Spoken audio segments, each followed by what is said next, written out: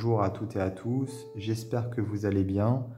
Je vous souhaite la bienvenue sur ma chaîne. Alors aujourd'hui, je vous retrouve pour vous présenter un jeu que j'aime beaucoup, que je trouve vraiment très très beau, et qui est sur le I Ching. Le I Ching, c'est un art divinatoire chinois. Donc ce jeu s'appelle Visionary I Ching Cards. Il a été créé par Paul O'Brien et il a été illustré par Joanne Larimore. Alors du coup, ce jeu donc est sur le I Ching, comme je l'expliquais. Ce système divinatoire chinois, c'est un système qui est basé sur le mouvement, sur la transformation, qui s'oppose un petit peu à cause de ça aux méthodes, aux systèmes divinatoires plus occidentaux, qui quelquefois ont tendance à accentuer le fait que les événements sont déjà écrits. C'est de la voyance, donc on voit le futur comme si le futur était déjà marqué quelque part. Pour le I Ching, c'est une approche différente, puisque oui, tout est mouvement, tout est transformation, et rien n'est figé. Donc on a beaucoup plus selon cette philosophie, on a beaucoup plus comment dire, on peut agir beaucoup plus facilement sur notre futur, puisqu'on est quelque part maître de nos actions, de notre futur, donc de notre chemin. Et on va pouvoir, en fonction des éléments qu'on va avoir en réponse à la question, on va pouvoir donc faire évoluer dans le sens qu'on a envie et ne pas être finalement passif et se retrouver à subir les événements. Donc c'est un peu ça l'idée, voilà. Et moi j'aime beaucoup le I Ching justement à cause de ça. D'ailleurs j'ai ici un hexagramme tatoué sur mon poignet. Je pense que vous avez déjà dû le remarquer pour ceux qui me suivent. Donc ça me parle énormément et les cartes ici sont absolument magnifiques. Alors ce jeu est composé de 64 cartes, ce qui est tout à fait logique puisqu'il y a 64 hexagrammes dans le I Ching et un livre de 224 pages. Alors on a un gros coffret, voilà, qui s'ouvre sur le dessus. Alors je vais faire un peu de place, je vais éviter de me brûler et de brûler les cartes. On a donc le livre et les cartes.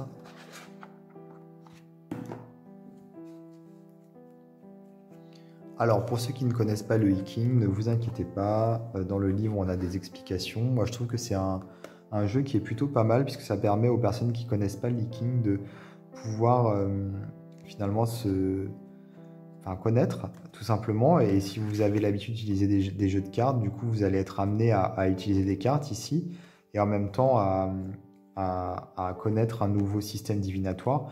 Et pour ceux qui connaissent le I Ching classique, là vous aurez donc la possibilité de le tirer avec des cartes, puisque le I Ching normalement se tire avec des pièces de monnaie ou des bâtons, des petits bâtons en fait.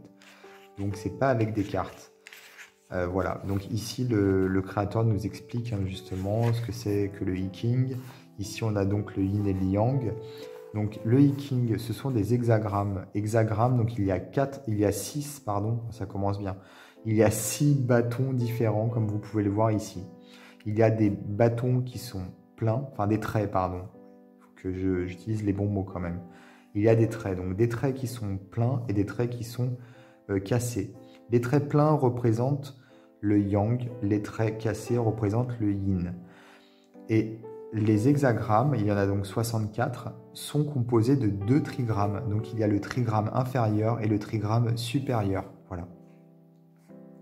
Il y a 8 trigrammes différents, donc 8 trigrammes qui vont, en se combinant les uns aux autres, former 64 hexagrammes.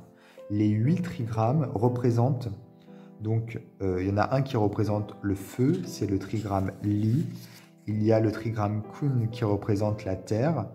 Il y a Dui qui est donc celui du métal, de l'élément du métal et qui est également connu sous le nom du lac.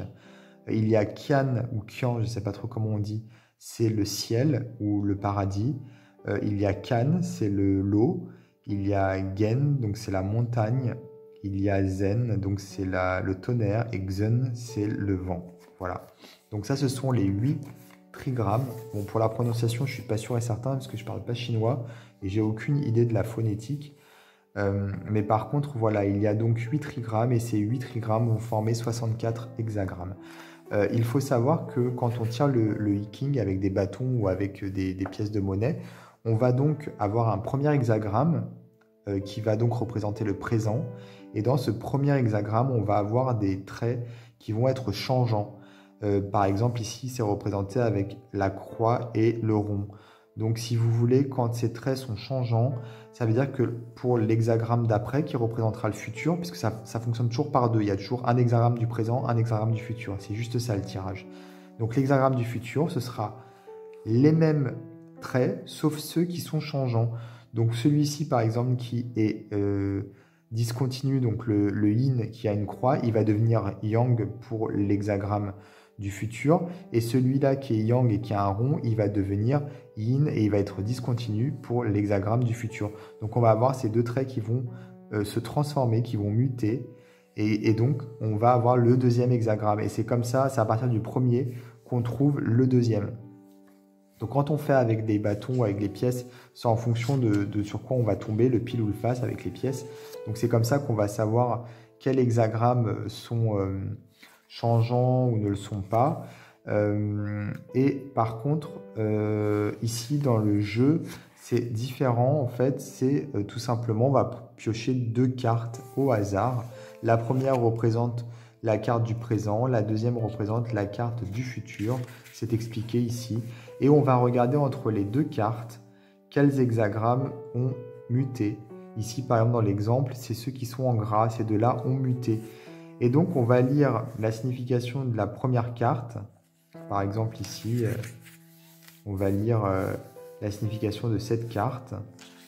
Et on va regarder les lignes qui sont changeantes entre le présent et le futur. Et pour la carte du présent, on va regarder les lignes, on va lire les lignes qui auront changé dans le futur. Donc on va s'attarder sur la signification de ces lignes. Et par contre, pour ensuite lire la carte du futur, on ne va pas regarder les lignes changeantes, puisqu'il n'y en a pas, on est déjà au futur, on va juste regarder la signification de la carte. Voilà, tout simplement. Donc on tire toujours en deux cartes, comme quand on fait un tirage de I-King classique. Avec que ce soit des bâtons ou que ce soit des pièces de monnaie. Voilà, c'est la même chose quelque part, même si là, ce sont deux cartes prises au hasard, comme pour un tirage classique. Alors voilà, ici, on a donc le nom de la carte en haut, Creative Power. On a ici l'idéogramme en chinois. On a ici Sky Above, Sky Below, ça veut dire qu'il y a le ciel en haut et en bas. Donc c'est le trigramme du ciel et le trigramme du ciel. Effectivement, ce sont trois traits pleins, comme vous pouvez le voir, en haut à droite. Les cartes sont grandes, comme vous pouvez le voir. Elles sont brillantes. Bon, c'est le petit défaut du jeu parce que je ne suis pas fan des cartes brillantes. Mais elles sont vraiment sublimes. Je les trouve très très poétiques et en parfaite adéquation avec le thème du jeu. Il y a un côté très japonais aussi, je trouve. Je ne sais pas trop pourquoi, mais ça me fait penser à ça. Alors que le I-King, c'est chinois. Mais ouais, je trouve qu'au niveau des illustrations, il y a quelque chose comme ça qui me fait penser au Japon. Les couleurs sont très douces. En plus, on peut croire que c'est abstrait, qu'il n'y a pas vraiment de, comment dire, de sens, mais c'est pas le cas. On a vraiment justement par rapport au sens de la carte, par rapport à ce qui est écrit en bas aussi au trigramme, on va comprendre justement on va voir les éléments, voilà, ici par exemple c'est Sky Above, Fire Below, donc on a le ciel sur le dessus et le feu sur le dessous. Donc on a bien le feu et on a bien le ciel ici, dans cette grotte. Donc c'est pas au hasard, je les trouve vraiment très très belles, très lumineuses. Et elles sont vraiment de bonne qualité, elles sont épaisses. Et les bordures noires, c'est très classe, je trouve. En fait, il est classe ce jeu, c'est ça, ouais.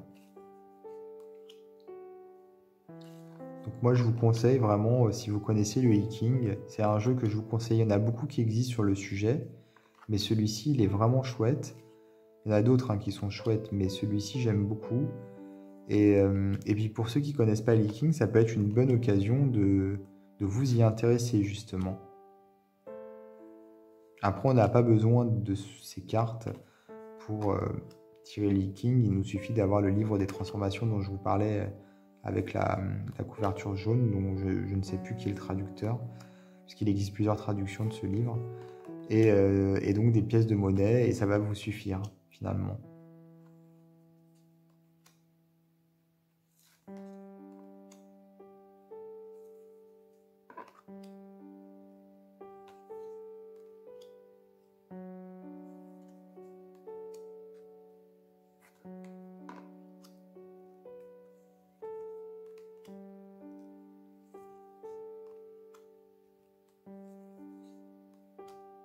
Il y a beaucoup de mouvements, beaucoup de poésie, je trouve, dans ces cartes.